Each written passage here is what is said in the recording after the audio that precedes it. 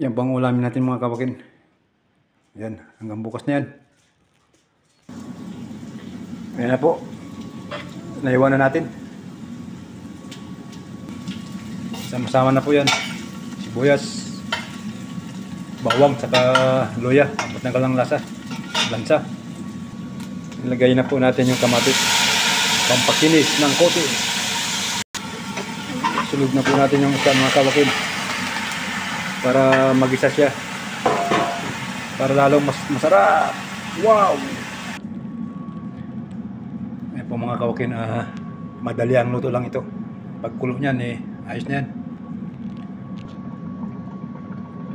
Lagay na po natin ang gulay mga kawakin. Yan, okra. Tsaka ito po, Greek maruli. Mas maraming gulay, mas masarap. Yan na po mga kawakin, luto na po yan. Yan, sabaw pa lang, ulam na.